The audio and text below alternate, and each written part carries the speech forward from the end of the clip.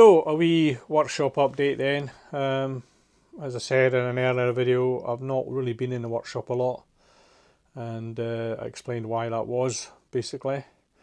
But slowly but surely, I'm starting to get back into it, and as the season is coming to an end really, this is where I'll hopefully be spending a lot of my life. Getting this VFR 750 completed. It's been sitting there for a good few months now. I did start to work on it with the fork legs and the brakes and so forth, but I need to get on with that and get it done. Got the service kit for it. Just need to get stuck into that. And I pushed it into the corner yesterday. I was creating space, thinking that I might bring in another bike. I've got a few things to do on the other bikes I've got, so they're minor things, but I just thought it might be nice to bring them in the workshop. And of course I hit the dreaded thought of the ramp and gave up on that idea. But anyway, so I have ordered a wide ramp for the workshop doors, which should make life a lot easier for getting the bikes in and out. Good thing as well is now that I've opted for the lighter Harley, it's going to be a lot easier for coming up the ramp, and the ramp will support up to 600 plus kilograms, and the Harley is what, 317. And one of the bugbears with the Ultra that I had was that the cruiser lift that I had for the ABBA stand, only supported 350 kilograms, and so the Ultra was really no good on it. I did have the Ultra on it, but it was risky, and I decided I would never do it again. But however, the Sports Glide should be able to be supported by that, so that means now that the ABBA lift will support the Sports Glide as well, which is good news. In the workshop itself, well, there's not too much changed. That's my Sport Glide bags on the bench. I've just got them out of the way now while I'm doing a couple of wee things to the Harley. I'm getting there. It's, I've slowly been buying bits all over the place, just here, there and everywhere, and just slowly collating parts. I built this spray booth, and you can see I put holes in the top, and that's for doing the fork legs and that, and the calipers, just a wee area that I can paint without getting paint everywhere. And I knocked that up just while the rough bits of wood I had left lying around. Wouldn't win any Joiner of the Year awards, that's for sure. And the other thing I bought was the drill press. I decided to invest in one. I had been thinking about it. It might not stay there. I've got it set at a low speed at the moment, so I'd want to get back into the belts to change it. It might not stay there. I'll see how I get on with it. I might have to build a little plinth for it and move it if I find it getting into it's not good enough. But certainly it's going to make drilling any metal a lot easier and a lot more accurate.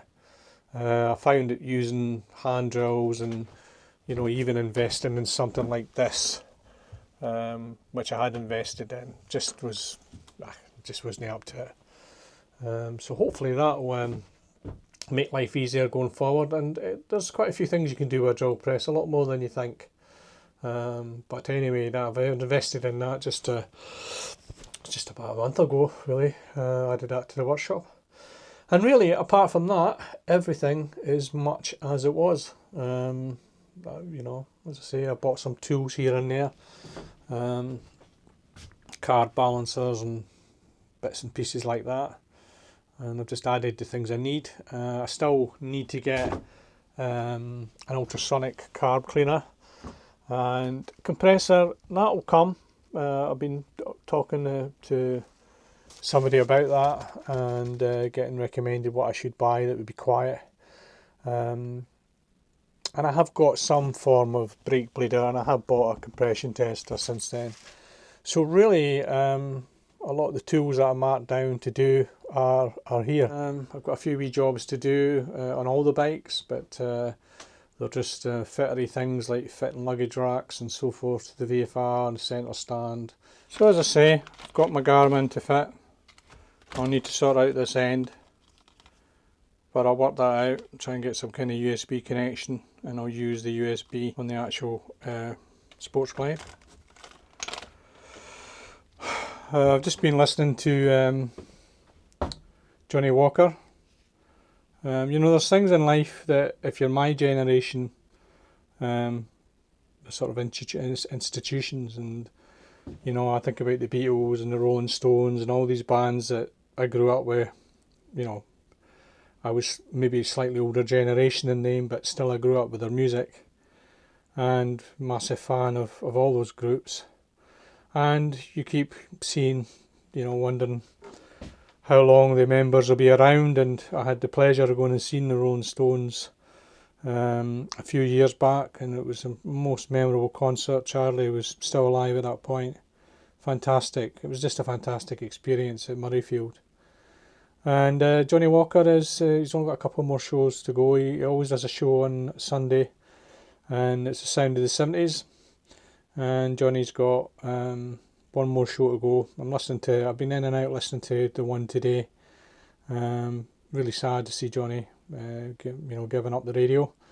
We've spent many a time, Irene and I, driving back and forward to Inverness to get the wee Georgia, and quite often on the way back, we've been listening to Johnnie Walker. Anyway, Johnny's done a great show. Well done, Johnny. Be sad to see you go, mate. He's of course been suffering from his own ill health, and he's getting older, and he's hanging up his radio shoes. He'll be sadly missed. Be a very difficult voice to replace, and a great show.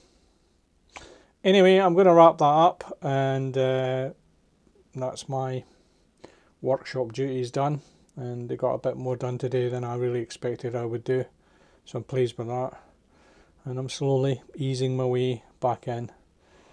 As I say, I've got the VFR. I've got everything fit to that. The luggage, the centre stand, a few bits and pieces to go on that. The Harley, I've got the sissy bar. I'm looking into what I can do with the spotlights. I've got my sat nav to fit to that. I've got the front guard coming for the oil cooler. Front fender extender. As I say, I'm not going to screw that on. I went off the piece there, but I'm not going to screw that on. I'm going to try and fix that with the sticker kit that comes with it. I'm going to take the mudguard off, try and clamp it and give it time to set, and I'm hoping that'll last rather than me using screws or drilling holes.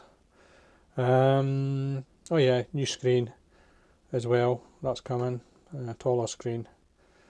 And really, I mean, at some point the exhaust is going to get done. I've ordered that's coming. The exhaust is going to get done. Crash bars are going to go on, and the last thing will be I'll probably look at replacing the stock seat, so I get a better seat, but also a better passenger seat. And hopefully next year I might encourage Eileen to go along. And the other thing I might fit for Eileen is footboards, because she really does like footboards. And that's it. That's where I'm at with the bikes at the moment.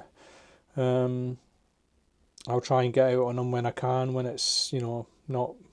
Once the salt goes down, it just really... You need an old bike. You need something you don't care about, you know. And I've never found me not caring about any motorcycle, so it's difficult. I used to ride all year round, but once the salt goes down, you just feel like, you know...